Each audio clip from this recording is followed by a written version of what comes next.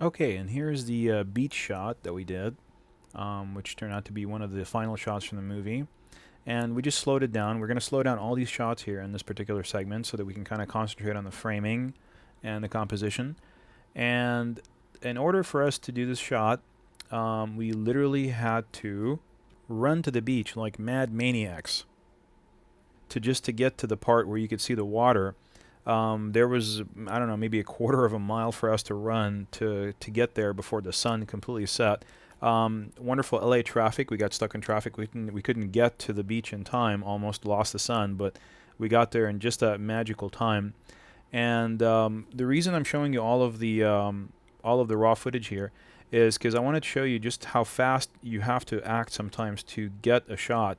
Because I lost this light. This was the last shot I could get like that. We got this kind of a cheesy shot, Brady Bunch kind of shot right here. And just to kind of show you two different methods of going about doing that. There's the cheesy shot was before, and here's another shot that's a little bit better. You want to kind of try to avoid those shots where the people part hands, unless you're going for something more cliche or more period dated. But this light right here that I had at 6 decibels gain was gone within about 5 minutes. So if we hadn't run to the beach as fast as we did, and if we hadn't gotten that shot right at that moment, we would have lost it. Now these shots, the silhouette shots, were around for a little bit longer than that because obviously we had more exposure from the sun. So we were able to play with them a little bit more and just have more fun with those. But I can't tell you just how you just have to be prepared sometimes. You have to know your settings, your camera settings, everything has to be ready. I was actually adjusting the white balance as I was running to the beach and making sure that the decibels gain was correct and everything was ready to go. And that's the only reason I was able to get some of these shots. And just quickness sometimes is the most important thing. And there's the shot where she's pointing towards the Ferris wheel and she wants to go there. It's very important to shoot these shots sometimes because if I hadn't gotten the shot, I couldn't have established the fact that they were going to appear to that pier where the Ferris wheel was and kind of establish that location, that it's not inland somewhere, but it's actually on the beach. It's a nice romantic setting for them to kind of develop their relationship. Here's a shot where I did a circular kind of handheld move around them. And as you can see, I mean, if you're just really kind of careful with the camera, you can get some pretty decent shots even just handheld. However, what a Steadicam would do in this situation is to take out all this bobbing up and down that you're seeing in the shot and would make it perfectly seamless, like you had a dolly around them. Here's another shot where they walk into the scene and into the setting sun, of course, just a kind of nice romantic shot. And essentially I had them start on both sides of the frame, and they just kind of walked in and, assembled kind of inside the frame. And there's the wide shot that we got. And then within the wide shot, after I felt like I'd gotten enough of that wide shot, just a couple of seconds to establish the location, I immediately zoomed in and got a medium shot. And again, the medium shot is always going to be your more personal approach to any storytelling when it comes to independent filmmaking.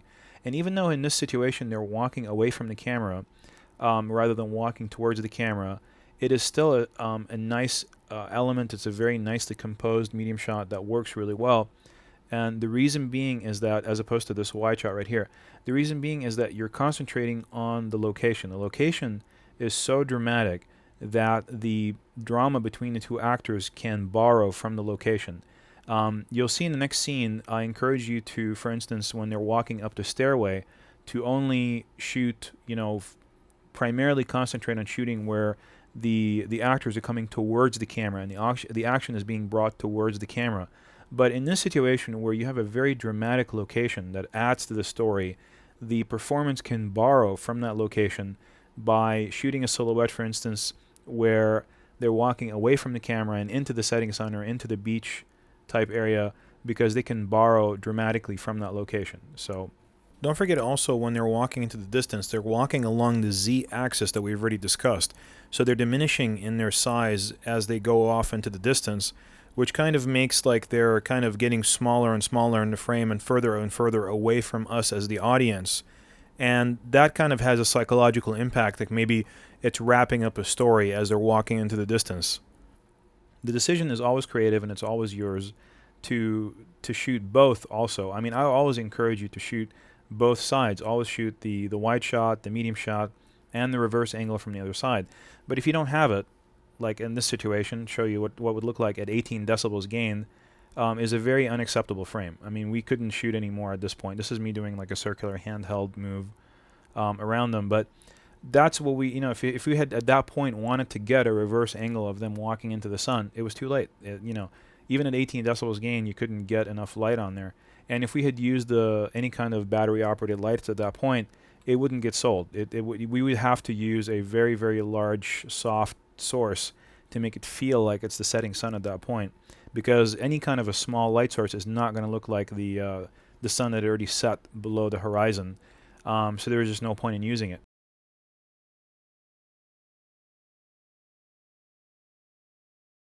Okay, and here's one of the really fun things we got to do, and we're going to use this section to really illustrate battery-operated lights and their usefulness on the set. We're just going to go over kind of step by step how we accomplished everything and the white balance and the battery-operated lights that we used throughout the section. Outside there was some sodium vapor lights. Sodium vapor lights are kind of greenish and yellowish in tint, and they burn at a much lower color temperature than daylight, which is where we had our camera still preset from earlier when we were shooting the sunset.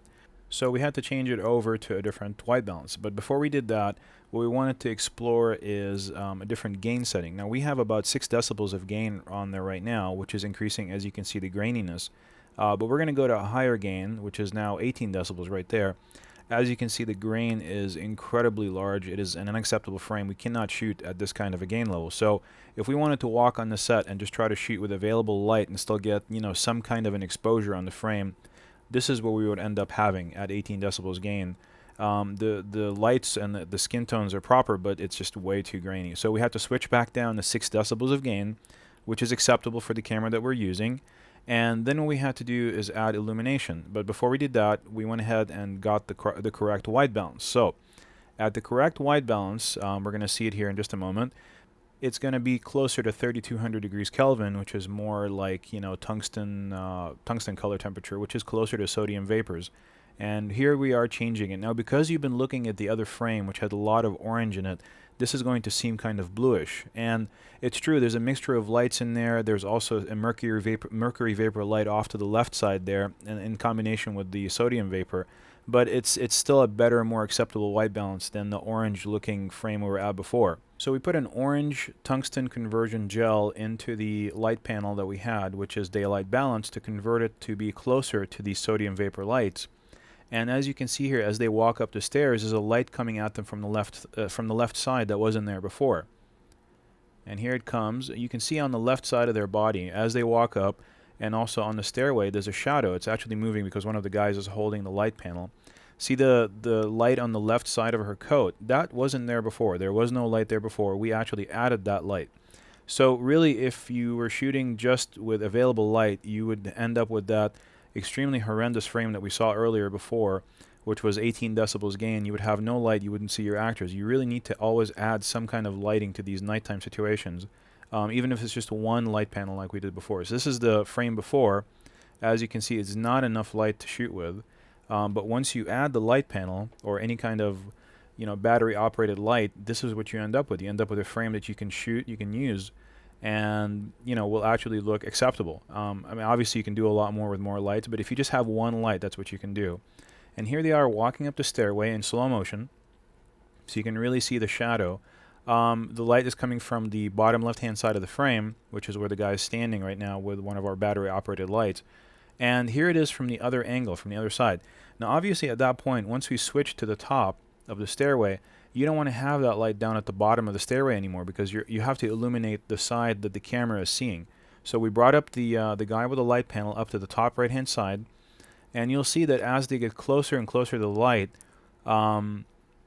gets brighter and brighter on their faces because they're coming closer to this light right here. And if you did not have this light up here at this moment, all you would have is just this orange light coming from above. And as you can see the shadows underneath his eyes right now, that's all you would see. You would not have any light on her face, any light on his face at all to be able to see their faces, their action, their performance at all at this point. You want to get it done for very little money. You don't want to set up lights with stands. The least you want to do is have one person or a light stand standing there with one of these battery operated lights to kind of fill in the frame, because it just makes it acceptable at least. So you can just at least see the performance. Otherwise, you have nothing. You don't have any exposure at all. And here they are walking up the stairway again. And the reason that we are going to look at them walking up the stairway again was going to talk a little bit about aesthetics. And as you can see, when they're walking up the stairway, it's kind of an impersonal type of frame. They're walking away from the camera, away from the audience. Whereas in this frame, when they're walking towards the camera, it's always going to be a lot more of a personal type of shot. You want to try to always bring the action to the camera. If there are people who are speaking, communicating, having a conversation in any way, you don't want to have them walking away from the camera too much because it kind of separates the audience from your performers. As you can see again here, you just see their backs, and every once in a while he looks over to see her. And even if this was a close-up, it would still not be as personal as a wide shot where you can see their faces and they're coming towards the camera. The audience always wants to feel like they're onlookers onto these people's lives, and the best way to feel like they're kind of peeking in is to always make the action come to them. Okay, and here's another shot. This is kind of an establishing wide shot that we took so we can kind of show where they're walking towards. You can see that it's a pier. You can see a set of lights all the way into the distance. You can see at the end there's some kind of a restaurant maybe, and some shops on either side. As an establishing wide shot, you don't want to keep it on the screen for very long, or you want to dolly in behind these people to show this frame. Obviously, we did not have a dolly, and so we wanted to just kind of get an establishing shot. We got the establishing shot, but immediately you're going to lose a sense of the performance and lose a sense of the story if you stay on the wide shot for very long. What you want to do at this point is kind of zoom in, as we did here in a moment we'll show you, and really kind of get in there and get a medium shot of the action. And you can see the DP, he had a focus back here, and when he zooms in, he's out of focus. And why is it that on the wide shot it looked like it was in focus, but when you zoom in, it's out of focus? The reason being is that wide-angle lenses are much more forgiving of focus than are when you zoom into a telephoto type of lens. This is a zoom lens, obviously. It's a combination of a wide-angle and a normal lens and a telephoto lens all in one. But when you're all the way out on the widest setting of the wide-angle lens, you're going to be the camera's going to forgive a lot more on the focus than when you're zoomed in into a telephoto, which is this medium shot right here. When you zoom in, you have to be really spot on with your focus, especially in HD, because you can really tell when you're not in focus properly. The easiest way to focus a zoom lens, even on the wide angle setting, is to zoom in, get a focus, zoom back out, and you know for a fact that you're in focus at that point. Okay, so back to the medium shot. Let's talk aesthetics a little bit. Why is it that this medium shot feels just a lot more rich than the wide shot did? Even though the wide shot could kind of tell you better the situation and the circumstance and where they're at, the medium shot is just so much more personal. Well, the one thing is that the string of lights up in the top kind of leads your eye into the distance. There is a bright focal point in the distance, which is that little kind of shop on wheels there. And also, the performers are larger in the frame than they were back in the wide shot. So you've got a lot of things working for this frame that was not working for the wide shot. I mean, we actually scrapped the wide shot entirely. We didn't use it at all because the medium shot was just so much more personal, and that's really all we wanted. You'll find that on these independent productions, the best way to kind of bail yourself out of not having a large crew and a large set that you paid for that you're allowed to use is to concentrate on medium shots and close-ups, because a wide shot is going to get you that location. You're going to get a sense of location, but if you're not able to move that wide shot, if you're not able to kind of keep up with the performers in some way, either by using a steady camera or a dolly shot, you really are not going to end up using it for more than a few seconds and then immediately switch to the medium shot. I would concentrate most of my effort on the medium shots rather than on the wide shots when it comes to exteriors that you're not in control of. And this is, of course, speaking of independent films that are primarily concentrating on dramatic situations between people and small stories and dramas, rather than showing the large expanse of a natural setting or a beach or something of that nature. This is, when you're concentrating on stories, you want to concentrate on the performers. The setting can be there just for a few seconds, just to put you in that frame of mind, to put you in the in that where the performers are. You take the wide shot, let it be on the screen for a few seconds, but most of the lighting that you're going to do, filling in of the shadows and also working with the performers, is going to happen on the medium shots and the close-ups. That's where you really, in fact, if I were you, I would shoot the medium shot first and the close-up, and then if you have time and if the police officers aren't kicking you out of the location. Then you go back and get the wide shot, but that's definitely secondary when it comes to independent productions to the medium shot. Get the medium shot first, then go back and get the wide shot. When you're back in interiors, you want to concentrate on wide shots because you're in control of the environment. You can change the decor, you can change the positions of the furniture, the positions of the actors and the blocking. That's where you want to really practice your wide shots. But on the exteriors, you want to kind of stick with the medium shots as much as you can. That's going to be the more personal approach. So here we are in front of the Ferris wheel, and we're preparing here. Eventually, here in just a moment, we're going to put up a light panel, another battery-operated light, to fill in the shadows. As you can see, they're kind of dark right now, and we're just waiting for some people who are milling about to kind of stop looking at us and stop bothering us so that we can start filming. And that's just one of the things that you have to deal with sometimes. There's going to be people on the set who are going to try to bother you and try to kind of interfere in your filming, and eventually they'll go away and you can start filming. Just don't give up your shot. Here we are right here adjusting the camera. This is all handheld, so we're kind of trying to get the right perspective. And in just a moment here, you're going to see the light panel come up and fill in the actors' faces. Now, so after you've gotten used to the idea of what it looks like without light, here, this is the DP going back down to 0 decibels of gain. And we're going to go ahead and add some light here from the light panel. So you can see the light kind of coming in and filling in her back and his face and bringing up the level of illumination a little bit more. And then here in just a moment, the DP is going to go back up to 6 decibels of gain. He was trying to see if he can kind of do the shot without gain, and it was just impossible. There just wasn't enough illumination. So here he is going back up to 6 decibels of gain. But on this camera, 6 decibels is acceptable. And so at 6 decibels of gain with the light panel gave us an acceptable frame that we could work with, and we could see the actors' faces in the performance. And here it is again with 6 decibels of gain, and again without. Okay, and just to kind of really drive the point home, we're going to go ahead and turn off here in just a moment the battery-operated light and leave it at 6 decibels of gain, just so you can see what the frame would look like if you had actually arrived on the set and you did not want to do any lighting but just use 6 decibels of gain. And here we are turning it off, and this is a freeze frame of the shot with 6 decibels of gain and with no light panel in the shot. As you can see, his face is really dark. Her face is dark. You really can't see very much. And you really wouldn't even notice that the light panel was there when you're watching the movie. It's only because it's being turned on and off right now that you notice that there's another light there lighting the shot. You could do a lot more elaborate lighting if you had money, if you had a crew, if you had a generator, but you don't really need to. I mean, if you just have a small battery-operated light, you just make it soft so it doesn't create any new shadows, and you just light your actors. And we went ahead and zoomed in to get a close-up. And on the close-up, primarily we're going to discuss here is aesthetics. So this is a decent shot. It's okay. There's nothing really wrong with the shot, but it could be better. And here's how.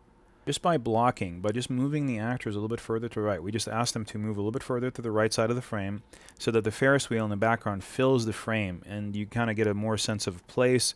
It's a much more pleasing shot. There's a lot of contrast between them and the Ferris wheel. They're more separated from the background, and it's also just a prettier shot altogether because of all the colors of the lights. They're filled in. They have the light panel on them to fill them in, so it's a nice, more balanced shot. You really want to try to take care of your close-ups as much as possible, especially on these independent productions, because the close-up allows you to craft the frame a lot more easily than a wide shot. And you really need that. With the performers, you allow them, with the close-up, an opportunity to occupy a much larger portion of the frame that the audience is seeing. And you always want to tell them, listen, I've got you on a close-up. Here's your range of movement. It's just from the top of your head down to your shoulders. And you have to contain your performance within those limits. And a good actor will contain their performance within those limits. They won't move their arms and flail them about, when they know that the camera is not going to see it. And here's the last shot that we did for that particular scene or that setting. And you can see on the top right-hand corner, there's a little battery-operated light. And so you saw the scene earlier when we showed it to you at the beginning of this segment of the teaching tool. And we told you that there was a light there on their faces, that there was no natural illumination in the frame there. But until you kind of see where the light is, you really don't get a sense of the fact that, wow, without this light being there, you're really not going to see very much in that frame. It's going to just be some really, really deep set shadows in their faces. You need to have some kind of light in the frame there. If you don't have a light panel, if you can afford it, There's other smaller compact lights that you can use to achieve the same result. Just make sure to diffuse it. Make sure that it's make it into a larger, softer source. And the more you soften it, the less of a shadow it's going to cast, and the more pleasing are the results. And always make sure to match the color temperature with whichever color temperature that you're using, and the light will just seem like it's part of the environment at that point.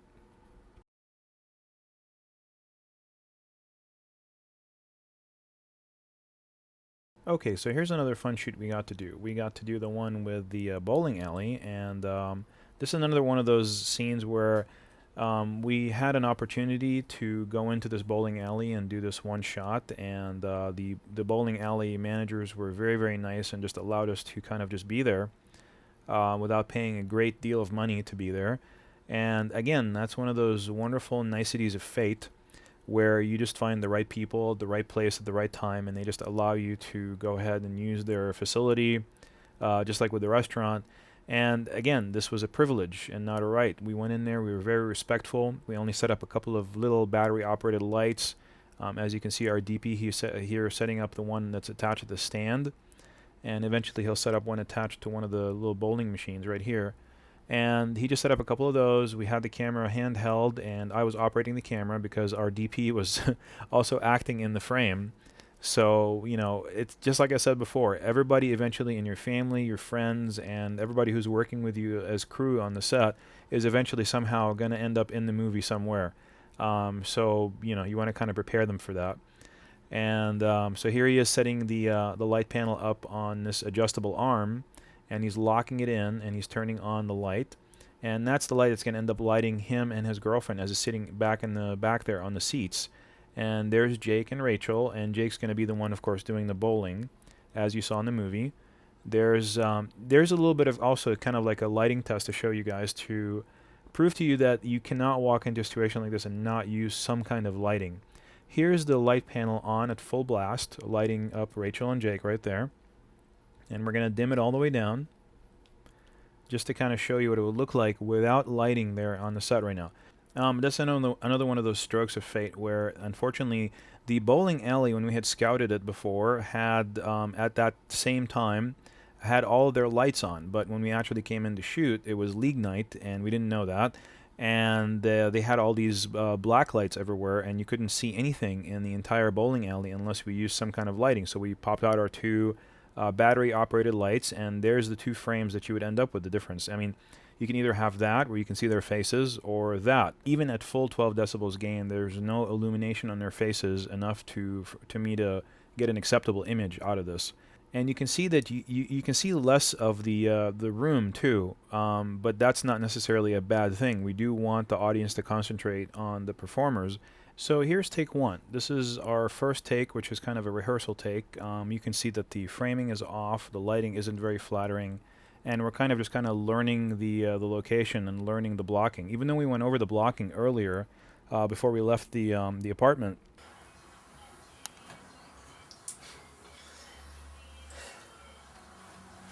Okay, and that's where the bow is going to go, and up to you again.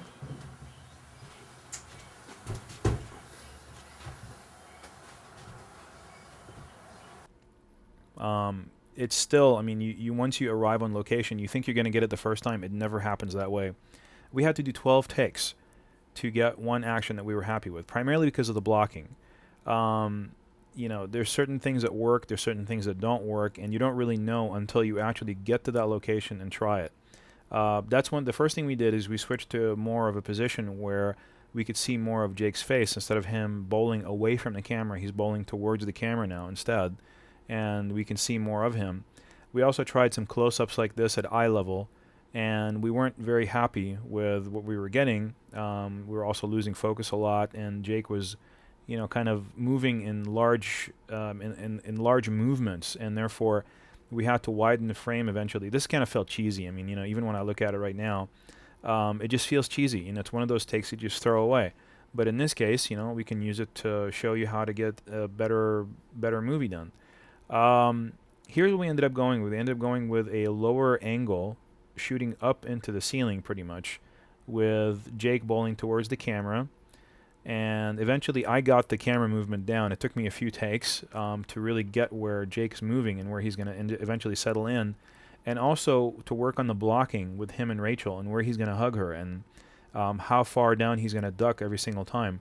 And the performer, in this case Jake, has to keep all these things in his mind and also stay in character while he's doing this whole thing. So by far, I think that, personally, actors have one of the hardest jobs on the set because we all get to be who we are as directors and DPs and grips and electrics, whereas they have to always be somebody else, but at the same time think with a conscious mind of how to perform their actions. So eventually, we got to just the right blocking, and we got that whole move down to where you see the DP, who's I guess playing Jake's friend, Jake and Rachel's friend there, and his girlfriend, and they're kind of telling him to go on, actually bowl it, and kind of don't hesitate. And we also changed the lighting a little bit, and as you can see here, the lighting is a lot more dramatic now. There's more shadowing underneath his chin. We kind of defined Jake's face a little bit more. And here's where we were at before. We were at this, which just kind of like doesn't really, look at the difference. I mean, it's not even close.